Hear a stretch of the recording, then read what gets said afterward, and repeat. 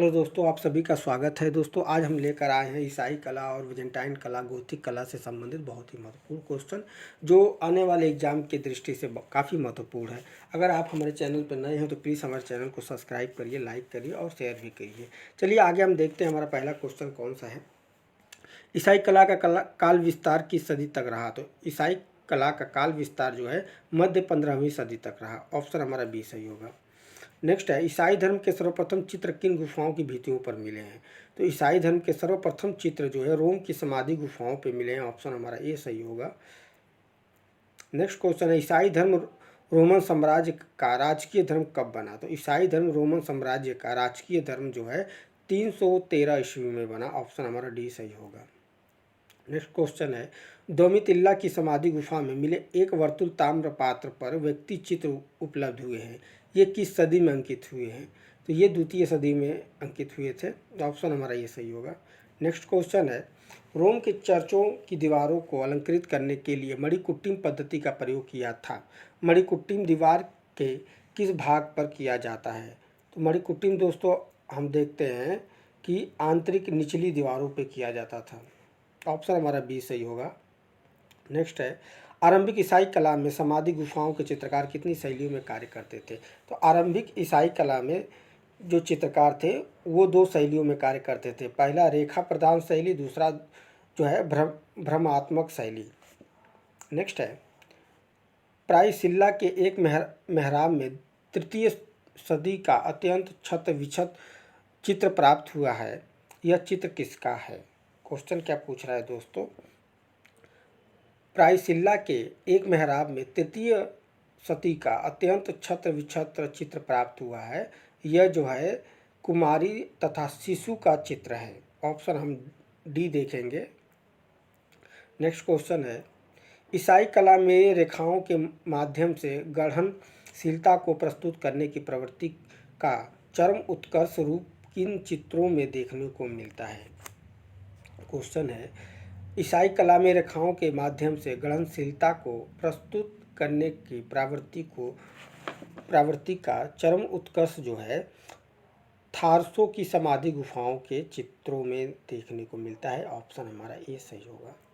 Next है, आरंभिक ईसाई चित्रों में ईसा मसीह को किस रूप में चित्रित किया गया था? तो आरंभिक ईसाई चित्रों में ईसा मसीह को गडेरिया के रूप में चित्र किया गया था। ऑप्शन ए सही होगा। नेक्स्ट है, ईसाई चित्रकला में 100 ग्रहों की दीवारों पर अनेक दृश्य अंकित किए गए हैं। ये चित्र किस प्रकार के हैं? क्वेश्चन हमारा है, ईसाई चित्रकला में 100 ग्रहों की दीवारों पर अनेक दृश्य अंकित किए गए हैं। ये चित्र जो है प्रतीकात्मक हैं। ऑप्शन बी सही होगा। नेक्स्ट क्वेश्चन है, ईसाई धर्म में संगमरमर के ताबूतों पर किसका अंकन किया जाता था? क्वेश्चन है, ईसाई धर्म में संगमरमर के ताबूतों पर जो है बाइबिल की दृश्यों का चित्रांकन किया जाता था या अंकन किया जाता था। तो ऑप्शन हमारा सी सही होगा। नेक्स्ट क्वेश्चन है, बेजेंटाइन कला किन रूपों में विकसित हुई? तो बेजेंटाइन कला जो है मणिकुट्टी, भित्ति चित्र और पुस्तक चित्र तीनों में विकसित हुई थी। तो ऑप्शन हमारा डी सही होगा। नेक्स्ट क्वेश्चन है, ईसा मसीह के भौतिक जीवन के घटना चक्र को स्मारकों के रूप में व्यवस्थित करने का सराहनीय प्रयास किसने किया? क्वेश्चन हमारा है दोस्तों, ईसा मसीह के भौतिक जीवन के घटना चक्रों को स्मारकों के रूप में व्यवस्थित करने का सराहनीय प्रयास जो है सम्राट कॉन्स्टेंटाइन ने किया था। ऑप्शन हमारा ए जो है सही होगा। मणिकुट्टीम क्या है? मणिकुट्टीम जो है छोटे छोटे रंगीन कांच से जड़ित चित्र होते हैं। नेक्स्ट है, मणिकुट्टीम विधि के पुराने उदाहरण कहाँ मिलते हैं? तो सबसे पुराने उदाहरण जो है पोम्पोई नगर में मिलते हैं मणिकुट्टीम के। नेक्स्ट है, बेजेंटाइन मणिकुट्टीम चित्रों के 3 युग महत्वपूर्ण हैं। तीसरा युग किस सदी तक रहा? क्वेश्चन है हमारा, बेजेंटाइन मणिकुट्टीम चित्रों के 3 युग महत्वपूर्ण हैं और तीसरा युग जो है किस सदी तक रहा? तो 13वीं से 14वीं सदी तक जो था वो तीसरा युग माना जाता है। नेक्स्ट है, कुस्तुतुनिया के सेंट मेरी चर्च में बेजेंटाइन मणिकुट्टीम के किस युग की कृतियाँ देखने को मिलती हैं। तो तृतीय युग की कृतियाँ जो है देखने को मिलती हैं। नेक्स्ट है 5वीं तथा 6वीं सदी की ईसाई कला के सर्वश्रेष्ठ उदाहरण हैं। 5वीं तथा 6वीं सदी की ईसाई कला का सर्वश्रेष्ठ उदाहरण रवेन्ना के चर्च हैं। ऑप्शन बी हमारा सही होगा। नेक्स्ट है मणिकुट्टिम कला की चरम उन्नति कहाँ दिखाई देती है? तो रवेन्ना के सान वाइटेल नामक अष्टभुजी वेजेंटाइन भवन में जो है इस मणिकुट्टिम का चरम उन्नति हमें दिखाई देता है। ऑप्शन हमारा ए सही होगा। वेजेंटाइन कला में मुख्यतः कितनी तकनीक आरंभ हुई? वेजेंटाइन कला में मुख्यतः जो है 4 तकनीक जो है आरंभ हुई थी। ऑप्शन हमारा सी सही होगा। नेक्स्ट है वेजेंटाइन कला में काष्ठ तल पर मोम की पतली सतह में रंगीन पत्थरों के छोटे छोटे टुकड़े जमा कर बनाए गए चित्र। वेजेंटाइन काल में काष्ठ तल पर मोम की पतली सतह में रंगीन पत्थरों के छोटे छोटे टुकड़े जमा कर बनाए गए जो चित्र हैं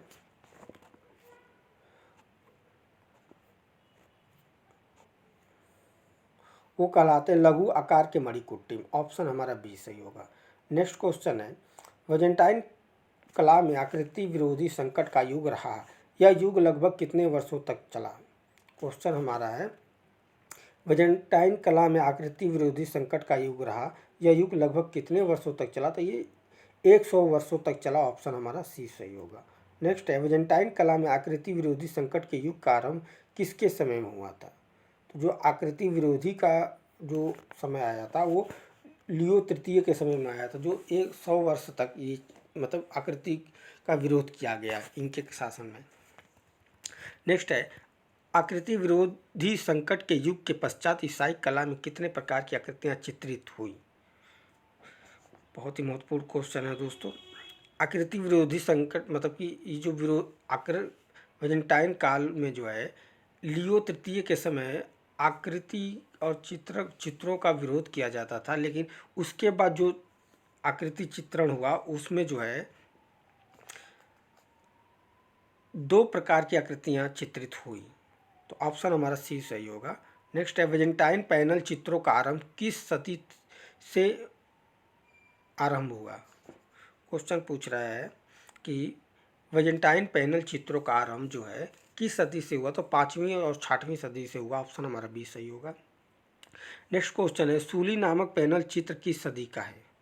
सूली नामक पैनल चित्र जो है 14वीं सदी का है। ऑप्शन डी हमारा सही होगा। नेक्स्ट क्वेश्चन है रोमन कला प्रधानतः किस सदी में फली फूली? तो रोमन कला जो है सबसे ज़्यादा विकसित हुई थी 11वीं तथा 12वीं सदी में। ऑप्शन हमारा ये सही होगा।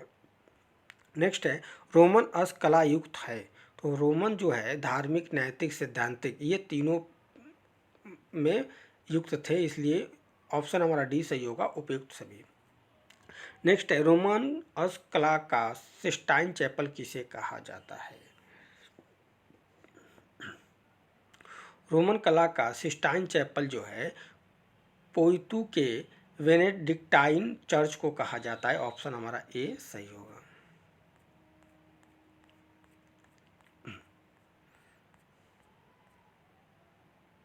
नेक्स्ट है गौथिक कला प्रधानता है। गौथिक जो है भवन निर्माण की कला है, तो ऑप्शन हमारा बी सही होगा। गौथिक शैली का आरंभ किस सदी में हुआ? तो गौथिक शैली का आरंभ जो है 12वीं शताब्दी में हुआ। गौथिक शैली को अंतर्राष्ट्रीय महत्व किस सदी में प्राप्त हुआ? तो गौथिक शैली को अंतर्राष्ट्रीय महत्व जो है 13वीं सदी में प्राप्त हुआ। गौथिक शैली की आकृति कैसी है? तो गौथिक शैली की आकृति सामान्य से लंबी है। ऑप्शन ए हमारा सही होगा। गौथिक कला में किस शैली का विकास हुआ? तो गौथिक कला में जो है रंगीन कांच की कला का विकास ज़्यादा हुआ। सियन्ना की चित्रकला का पिता किसे कहा जाता है? तो सियन्ना की चित्रकला का पिता जो है दुच्चियो को कहा जाता है। ऑप्शन सी हमारा सही होगा। नेक्स्ट है सिमाबुए को कहाँ की चित्रकला का पिता कहा जाता है? तो सिमाबुए को इटली की चित्रकला का पिता कहा जाता है। फ्लोरेंस के महान कलाकारों में प्रथम नाम किसका था? फ्लोरेंस के महान कलाकारों में सर्वप्रथम जियोतो का नाम था। चित्रकार के अतिरिक्त वास्तुकार भी कौन था? तो जियोतो जो है चित्रकार और वास्तुकार दोनों था। निम्नलिखित में से कौन चित्रकला, मूर्तिकला, वास्तुकला एवं काव्य कला में निपुण था? क्वेश्चन देखिए दोस्तों फिर से, चित्रकला, मूर्तिकला, वास्तुकला और काव्य कला में निपुण था। तो आंद्रिया आर्केना जो है ये चित्रकला, मूर्तिकला, वास्तुकला और काव्य कला में निपुण थे। ऑप्शन हमारा बी सही होगा। नेक्स्ट है, कुमारी का सिंहासन रोहड़ किसका प्रसिद्ध चित्र है? तो कुमारी का सिंहासनारोहण जो है आंद्रिया का सबसे प्रसिद्ध चित्र है। तो ये दोस्तों हमारा आज का आखिरी सवाल था। हम बहुत ही जल्द एक नए वीडियो के साथ मिलते हैं, तब तक के लिए बहुत बहुत धन्यवाद। अगर आप हमारे चैनल पर नए हैं तो प्लीज़ हमारे चैनल को सब्सक्राइब करिए, लाइक करिए और शेयर भी करिए। थैंक यू दोस्तों।